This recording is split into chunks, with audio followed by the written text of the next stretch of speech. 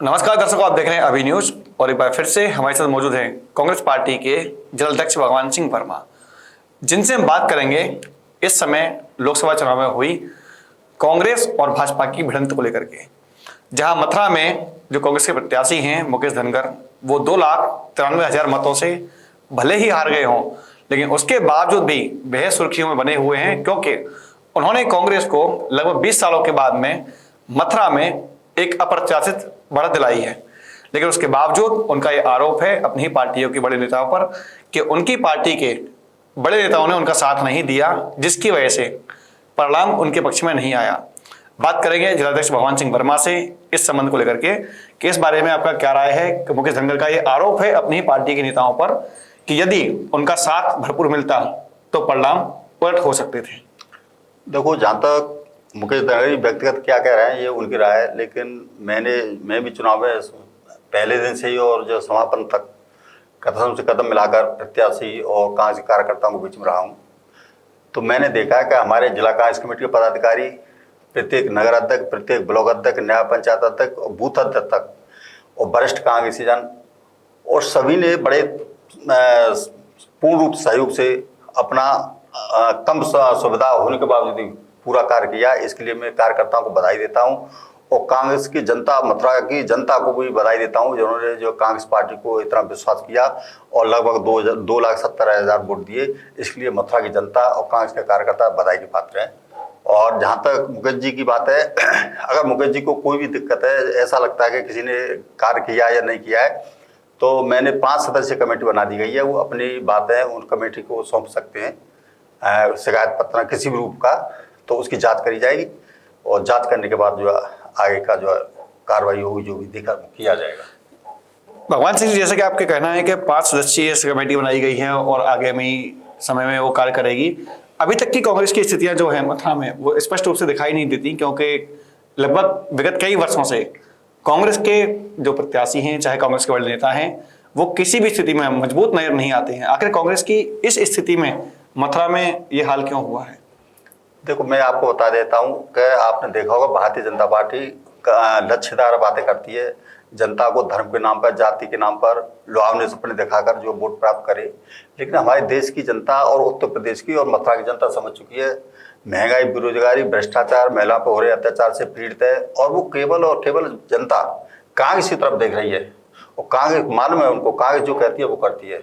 और निश्चित रूप से मान लो कि कांग्रेस ने जो वायदा किए हैं, अगर हम सत्ता में आते, और हो सकता है कि हम सत्ता में 1 आध साल बाद फिर आएंगे, मुझे नहीं लगता कि मोदी सरकार पूरी 5 साल पूरी करेगी, और निश्चित रूप से इंडिया सरकार सत्ता में आएगी और अपनी वादा पूरी करेगी। किस आधार पर ये बात कह सकते हैं? क्योंकि फिलहाल जो है सरकार बन चुकी है और आज प्रधानमंत्री मोदी एक बार फिर से शपथ ले रहे हैं और उन्होंने स्पष्ट कर दिया है कि ये सरकार अगले 5 सालों तक लगातार चलती रहेगी। देखिए, नीतीश कुमार जी के अलग एजेंडा है और आपने चंद्रबाबू नायडू का अलग एजेंडा है, भारतीय जनता पार्टी का अलग है। 28 दल हैं भारतीय जनता पार्टी में, 28 दलों की सरकार है।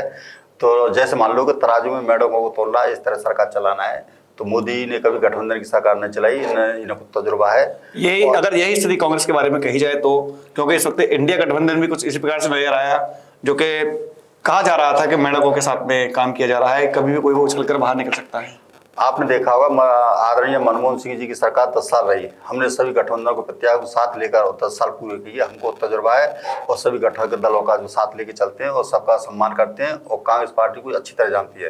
लेकिन भारतीय जनता पार्टी खरी नहीं उतरेगी, निश्चित रूप से मान लो ज्यादा से ज्यादा 1 साल में सरकार गिरेगी और इंडिया गठबंधन की सरकार बनेगी। चलिए बात करते हैं मथुरा की राजनीति को लेकर के एक बार फिर से, कि मथुरा में मुकेश धनगर का जो इस वक्त रुतबा बढ़ा है, एक तरीके से कहा जा रहा है कि उनको कांग्रेस पार्टी को संजीवनी उन्होंने प्रदान की है।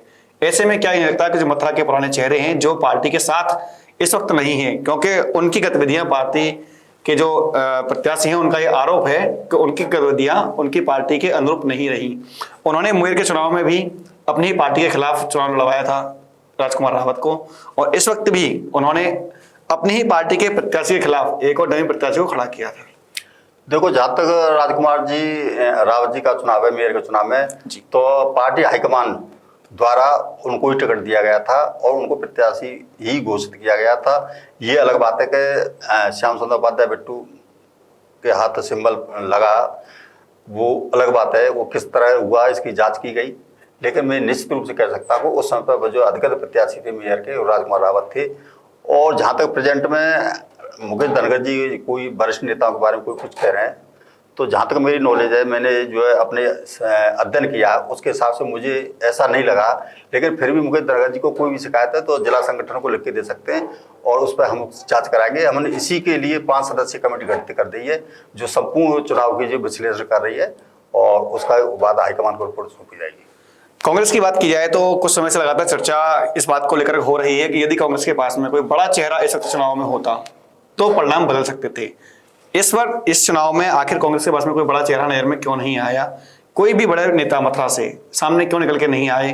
कहा जा रहा था कुछ बड़े चेहरे जो सामने आए थे, शुरुआत में महेश पाठक ने इस बात का एक बार कहा भी था कि वो हमारी पार्टी के चेहरे होंगे और प्रत्याशी के रूप में सामने आएंगे, लेकिन उसके बावजूद महेश पाठक का वहां से हटना, प्रदीप माथुर का सामने ना आना, आप लोगों के आगे या आप लोगों का आगे ना आना किस ओर इशारा करता है? देखो, पार्टी हाईकमान ने मुकेश धनगर जी को सांसद की प्रत्याशी बनाया, उसका हम तहे दिल से स्वागत करते हैं। और निश्चित रूप से मान लो कि चुनाव कोई जबरदस्ती किसी को नहीं लड़ाया जाता है, जिस स्वेच्छा से लड़ाया जाता है उस स्वेच्छा से टिकट मांगी जाती है। मुकेश जी ने टिकट मांगी, उनको टिकट दी गई और पार्टी ने उनको बखूबी जोरदारी से लड़ाया, अपना तन सहयोग से कार्यकर्ताओं ने कार्य किया। लेकिन फल कम रहा या ज़्यादा रहा ये सेकंड बात है, लेकिन हमारा प्रत्याशी अच्छा लड़ा और कांग्रेस पार्टी खुश है और जनता ने उनको भरपूर प्यार दिया। कहा जा रहा है कि आगामी कुछ समय के बाद में पार्टी के अंदर मंथन चल रहा है कि जिन लोगों ने प्रत्याशी का साथ नहीं दिया, उनके प्रत्याशी घोषित होने के बाद पार्टी के उनको टिकट देने के बावजूद उनका साथ नहीं दिया, क्या उनके खिलाफ कुछ बड़ी कार्रवाई होने वाली है? क्योंकि लगातार चर्चाओं में है ये बात। मैंने आपसे पुनः बता रहा हूँ, मैं आपको हमने 5 सदस्यीय कमेटी बना दी है। जिला कांग्रेस कमेटी अध्यक्ष होने के नाते मैंने 5 सदस्यीय कमेटी बना दी है उपाध्यक्ष विजय शर्मा जी की अध्यक्षता में। अगर किसी को कोई प्रत्याशी हो या कार्यकर्ता हो या पदाधिकारी, इनको किसी से शिकायत है, उनको अपना पत्र सौंपें, उस कमेटी जांच करेगी, जांच करके जांच की जो भी होगी जांच का निष्कर्ष है उस पार्टी हाईकमान को दे दिया जाएगा। लेकिन अब कोई केवल प्रेस में या कहीं कहने से उसका कार्य पूरा नहीं होता है। चलिए बात करते हैं आगामी चुनाव को लेकर के। अभी चुनाव लोकसभा के होकर चुके हैं और परिणाम सामने आ चुका है। ऐसे में कुछ सालों के बाद में फिर से विधानसभा के चुनाव आएंगे, ऐसे में कांग्रेस पार्टी अभी से क्या तैयारी करेगी? देखो, हम नीचे से बता दें कि हम उत्तर प्रदेश में इसी आज चुनाव हो जाए तो सपा कांग्रेस गठबंधन निश्चित रूप से सत्ता में आएगी। भारतीय जनता पार्टी को उखाड़ फेंकेंगे और आगे आना है चुनाव में 2027 में तो निश्चित रूप से मान लो कि योगी सरकार सत्ता में नहीं आएगी, कांग्रेस गठबंधन। तो क्या माना जाए कि अभी से तय हो चुका है कि आगामी विधानसभा चुनाव में भी सपा और कांग्रेस साथ ही चुनाव लड़ेंगे?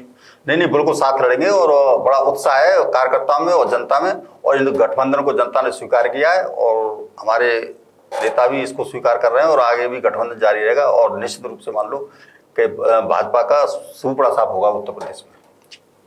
तो देखिए, एक बार फिर से हमारे साथ मौजूद थे आज कांग्रेस पार्टी के जिलाध्यक्ष भगवान सिंह वर्मा, जिनसे उन्होंने जाना आगामी विधानसभा चुनाव के बारे में, जिनसे हमने जाना इस वक्त चुनावी चर्चाओं के बीच में इस बात को लेकर के कि जो उनके प्रत्याशी हैं उनके अपने ही पार्टी के बड़े नेताओं पर जो आरोप हैं वो किस ओर इशारा करते हैं, जिसके बारे में इन्होंने स्पष्ट कर दिया है कि 5 सदस्यीय एक कमेटी बनाई गई है। यदि किसी भी पार्टी के कार्यकर्ता को या किसी भी बड़े नेता को अगर शिकायत होती है तो वह लिखकर उस समिति को दे सकते हैं और समिति उस पर कार्रवाई करेगी। फिलहाल के इतना ही। मैं अपने सहयोगी आकाश के साथ गोपाल चतुर्वेदी, अभी न्यूज। धन्यवाद। Rajiv Academy for Technology and Management, 7th rank of MBA by AKTU. Assured placements among top-notch global companies, regular workshops, training programs, seminars and guest lectures, frequent industrial visits for practical exposure, systematic and well-structured training classes to enhance communication, life skills, technical and aptitude skills, a lively campus life, cultural and sports events and extracurricular activities, highly qualified faculty members, multimedia classrooms and state-of-the-art AC infrastructure amidst lush green and enthralling ambience.